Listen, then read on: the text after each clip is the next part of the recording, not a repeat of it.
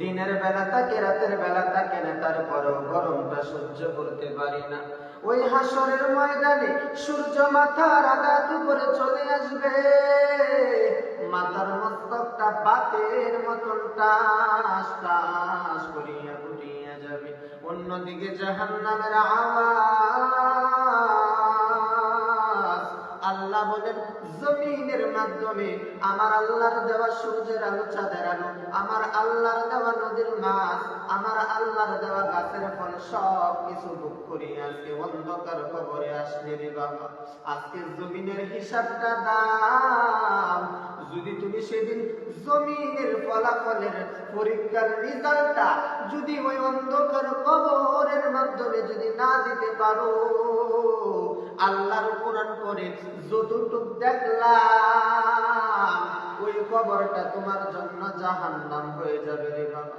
আর যদি জমিনের মাধ্যমে যদি ওই পরীক্ষার ভালো রেজাল্টটা বানাইয়া যদি অন্ধকার কবরে যাইতে পারো, আল্লাহ বলেন ফেরেশতা আর দেরি করা যাবে না, ওই বান্দার কবরটারে জান্নাতের বাগান বানায়া দাও। ওরে নবীর উম্মতের দল, জমিনের মাধ্যমে আল্লাহর দেওয়া সবকিছু পায় আজকে আল্লাহর কথা বলিয়া গেল রে বাবা। বান্দা এখনো সময় আছে, তওবার দরজায় ফিরিয়া লও। আল্লাহ বলেন ফারিকুম ফিল জান্নাতি ওয়া ফারিকুম ফিস সাঈর। বান্দা তোমার জন্য দুইটা রাস্তা আমি জমিনের মাধ্যমে বলে রাখলাম, একটা হইল জান্নাতের রাস্তা আর একটা হইল জাহান্নামের রাস্তা। জান্নাতের রাস্তাটা কেমন? যদি তুমি জান্নাতের রাস্তা দিয়া যদি যাইতে চাও, ফজরের আযানটা শুনিয়া আসসালাতু খায়রুম মিনান নাওম, তুমি মসজিদের নবুয়াতের দিকে চলিয়া যাও। এটা হয়েছে জান্নাতের রাস্তা। আর ওই ফজরের আযানটা শুনিয়া, পাঁচ বেলার আযান শুনিয়া তুমি মসজিদের নবুয়াতে গেলা না, এটা তো তোমার জন্য জান্নাতের রাস্তা না। কারণ তোমারে আল্লাহ তাআলা কুদরতের হাত দিয়া বানাইয়া জমিনের মাধ্যমে পাঠাইলেন। ওয়া মা খালাকাতুল জিন্না ওয়াল ইনসা ইল্লা লিয়াবুদুন।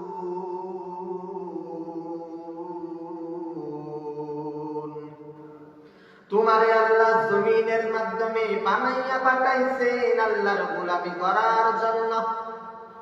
আল্লাহর দেওয়া সব কিছু পায়া আল্লাহর সাথে বেঈমানি করার জন্য তোমার জমিনে আল্লাহ পাঠাইলেন। আসমানটাও আমার আল্লাহ বানাইলেন, জমিনটাও আমার আল্লাহ বানাইছেন। পাহাড়, সাগর, চন্দ্র, তারা, সূর্যের আলো, চাঁদের আলো আমার আল্লাহ সব বানাইছেন। আমার আল্লাহ সব কিছু বানাইয়া তোমার জমিনের মাধ্যমে পাঠাইলেন। তোমার জমিনের মাধ্যমে কেন পাঠাইছেন? ওই জমিনের মাধ্যমে তোমার স্বাধীনতা ভাবে চলার জন্য আল্লাহ তোমারে বানাইয়া পাঠাইলেন রে বাবা। দুনিয়াটা কিছুই না, চোখ বন্ধ করে দেখো। খেলার জীবনে কত বন্ধু নিয়ে আড্ডা দিলাম, কর্মচারী জীবনে কত বন্ধু নিয়ে আড্ডা দিছি। আজ দুনিয়াতে নাই নাই, অন্ধকার কবরে চলিয়া গেছে। ওই কবরের মাধ্যমে কোন সাথী নাই, কোন বাতি নাই, কোন মা নাই, কোন বাবা নাই। ওই অন্ধকার কবরে আমার একা একা যাইতে হবে।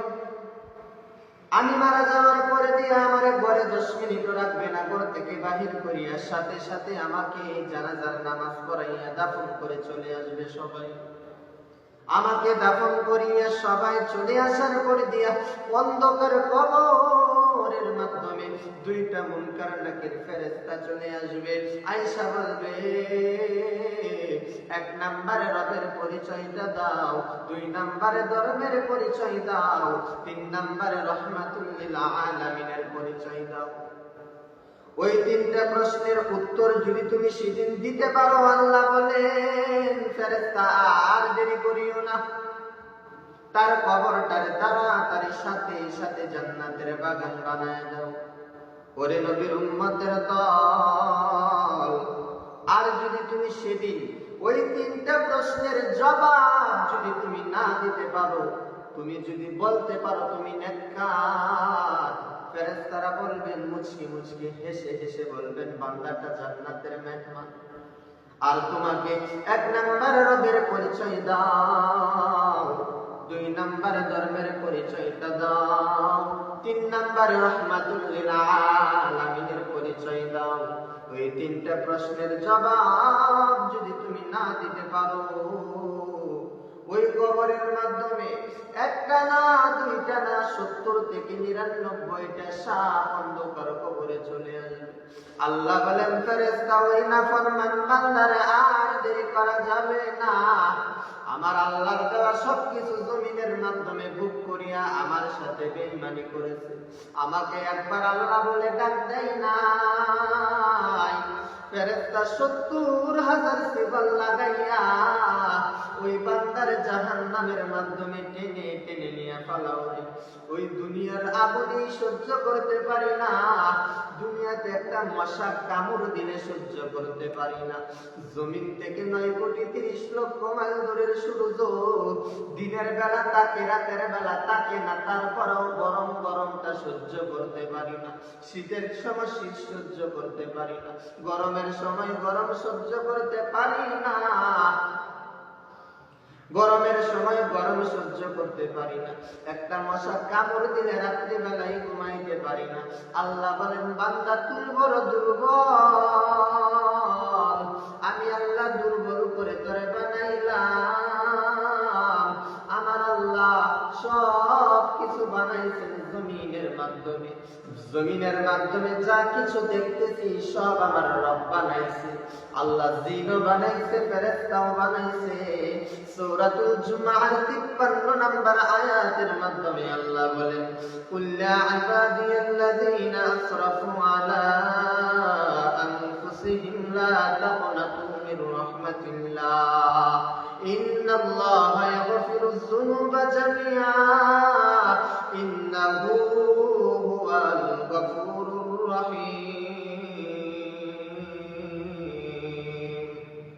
আল্লাহ বলেন ইয়া ইবাদিয়াল্লাযী আমার প্রিয় বান্দা বান্দি, তারা আর কারো বান্দা না, তারা আর কারো গোলাম না। আমি আল্লাহ তাদেরকে বানাইছি। ঈসা নবী তাদেরকে বানাই নাই, বরং ঈসা নবীকে আমি আল্লাহ বানাইলাম। দুনিয়ার সব প্রাণীকে আমি আল্লাহ বানাইছি। আমি আল্লাহ ওই মানুষগুলোরে বানাইলে জমিনের মাধ্যমে পাঠাইলাম আমার ইবাদত করার জন্য, আমার বন্দেগী করার জন্য, আমার সাথে বেঈমানি করার জন্য না।